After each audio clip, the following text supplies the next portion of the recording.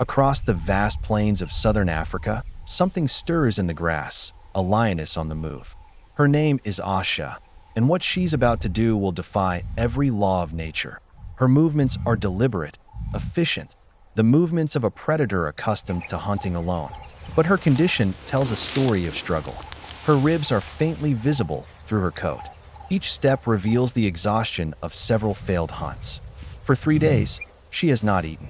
Hunger presses at her with every breath. Then, through the rustle of the grass, a sound draws her attention, faint and high-pitched. Not the alarm call of prey, not the cry of danger, but something different. Asha freezes. Her ears pivot forward, nostrils flaring. She listens again. The sound repeats, a series of short, irregular whimpers. Curiosity overrides instinct. She lowers her head and begins to move toward the source. Beneath a low thicket, in a shallow depression in the earth, lies a litter of tiny puppies. Newborn, their eyes still closed, their movements uncoordinated. They belong to a village. Dog, a stray female that survives by scavenging along the boundary between wilderness and human settlement. The mother has gone in search of food. In her absence, her offspring lie exposed. Asha watches for a long moment. The pups wriggle against one another, unaware of the danger nearby. What happens next is extraordinary. Instead of attacking, Asha lowers her head and gently picks one of the pups up by the scruff of its neck, the same way a lioness carries her own cubs. She turns and walks steadily through the grass, carrying the pup in her jaws. Her movements are careful, her grip precise. When she reaches a dry, hollow termite mound, the kind lions often use as shelter for their own young, she lays the pup inside. Then she returns, again and again. Asha carries the remaining puppies, one by one, to the same mound. Each time, she places them in the cool shade, arranging them carefully before leaving to retrieve the next. By the time the last pup is carried over, the hollow echoes with faint, squeaking cries. It is a moment of behavior rarely observed in the wild. A predator retrieving, not killing, the offspring of another species. From the direction of the village, the pup's mother returns. Her coat is thin, her ribs visible. The instant she catches the lion's scent, she freezes. The air carries the unmistakable smell of danger. Her hackles rise. She lets out a single sharp bark, a warning that cuts through the silence. The lioness turns, her golden eyes focused, but she does not react aggressively. She lifts the final pup and continues toward the mound. The dog begins to follow. Her movements are erratic. A few steps forward, a retreat, another lunge of sound. She barks, circles, stops again, torn between fear and the instinct that drives every mother to protect her young. When Asha finally settles near the termite mound, she lowers herself beside the puppies, her large frame curling protectively around them. The dog halts 20 meters away, trembling, her chest heaving. The two mothers face each other across the dry grass. Different species bound by the same purpose. The dog whines softly. Her body sinks low, tail stiff. The sound she makes is not aggression, but plea. The pups respond with faint cries. Asha stirs. Her muscles ripple under her coat. She rises slowly, her head lifting above the grass. For an instant, it seems the fragile balance will break. Predator and scavenger locked in a single moment that could turn either way. Then, instead of attacking, the lioness steps backward. The gap between them opens. The dog moves forward, cautiously at first, then with growing urgency. She darts the final distance and presses her nose against one of the pups. Her tail flicks, her body trembling. She begins licking the small body rapidly, checking, cleaning, counting. The lioness watches but does not interfere. Her head tilts slightly as though assessing the scene before her. For several minutes, she remains nearby, silent and alert. Then, when she seems certain the puppies are safe, she turns away. From the plains beyond comes a low vibration, the distant sound of hooves. A herd of wildebeest moves across the horizon, stirring up dust. Hunger will not wait. Asha looks once, more toward the mound, then melts into the tall grass, her shape fading into the light. The dog remains where she is, her nose buried in her pup's fur. Around her, the landscape continues its rhythm.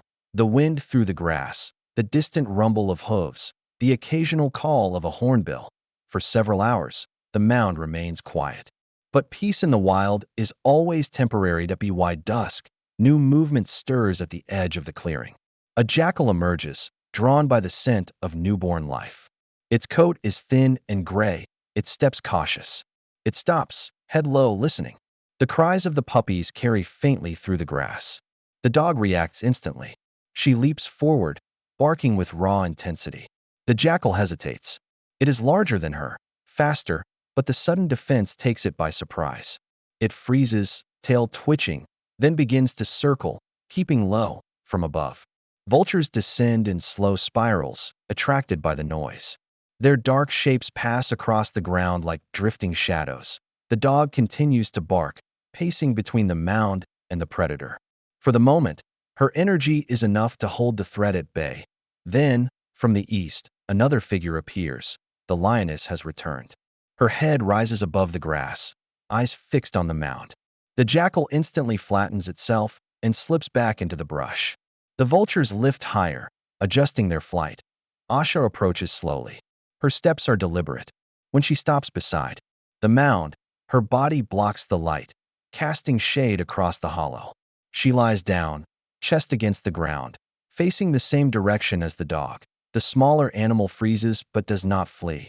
Both remain motionless, listening to the plains, the wind, the distant herds, the insects. Nothing moves for several minutes. The lioness does not show aggression. Her posture is calm, relaxed, almost protective. It is as though she has returned to guard what she had carried there earlier. Then new sounds rise, the voices of men. In the distance, the herders return with their cattle. The ringing of bells mixes with low calls, and the scent of livestock drifts on the wind. The lioness lifts her head, ears twitching. The dog tenses. From between the grasses, the first animals of the herd appear, cattle moving in a scattered line. The ground begins to tremble softly under their hooves at that moment. Another call splits the air, deeper, louder, unmistakable. A lion's roar. From the far side of the plain, a male lion steps into view. His mane catches the evening light. His stride is slow, deliberate. He is the dominant male of this territory, and he has come to investigate the intrusion. The cattle bunch together. The herders begin shouting, waving their sticks, trying to drive the animals away. The vultures circle higher, their wings gleaming as the last sunlight fades. The male stops when he spots the lioness. His nostrils flare. He senses something unfamiliar, the scent of another species, mixed with that of milk and fear. He growls low, questioning. Asha stands. Her body shields the mound. The two lions face one another in silence. The tension is immediate and unmistakable. The dog crouches beneath her, pressing her body tightly around her puppies. The cattle bellow nervously, their bells clanging. Dust rises as the wind picks up. Then thunder rolls from the west. Dark clouds gather rapidly. The air thickens with the metallic scent of rain. The vultures wheel upward, abandoning the scene. The first flashes of lightning stretch across the horizon. The herders shout louder now, driving their cattle away from the approaching storm, and the lions both. The wind increases, scattering dust and debris across the plain. Asha lowers herself again, flattening her body over the mound. Rain begins to fall, heavy, sudden, relentless. The temperature drops in seconds. The male lion holds his ground for a moment longer, his mane thrashing in the downpour. Then he turns, melting back into the tall grass. His shape swallowed by rain and darkness. The jackal vanishes completely. In the storm's center. Only the lioness and the dog remain. Sheets of rain hammer the earth, flattening the grass, turning the dry soil to mud. Lightning illuminates the mound in bursts, a massive lioness lying across it. The smaller dog pressed beneath, both shielding the newborns from the weather. Thunder crashes overhead, so loud it seems to shake the ground. The wind roars, tearing at the grass and bending the trees along the horizon. Still, neither animal moves. For nearly an hour, the storm rages across the savanna, erasing scent and sound, cleansing the air. When it finally begins to fade, the world is transformed. The sky turns gray-blue, heavy with mist. The ground glistens. The lioness stirs first. Her fur is soaked, darkened to bronze. She rises slowly, shakes herself, and looks down at the mound. The dog and her pups are safe, cold, but alive. Asha stands for a long moment, watching. Then, with a final glance toward the horizon, she turns and walks away, her tail swaying lightly through the damp grass. The dog watches her go. Her eyes follow the movement until the lioness disappears completely into the mist. Then she turns back to her young, licking each one carefully, checking that all are breathing. The savanna is quiet again. Only the faint dripping of rain from acacia leaves and the soft squeaks of the puppies that as the clouds part. Sunlight filters through, turning the wet land into a mirror of light. Steam rises from the ground. The mound stands firm, a small island of survival after the storm. In the wild, moments like this rarely last. Yet for that brief time, predator and prey shared the same instinct, the same purpose, to protect life. Why morning. Tracks will fade, the grass will rise again, and the plains will continue their cycle of life and death. But somewhere beyond the horizon, a lioness will lift her head to the wind and remember the faint scent of milk and safety carried on the air, the trace of an encounter that defied instinct, yet perfectly captured the balance of the natural world.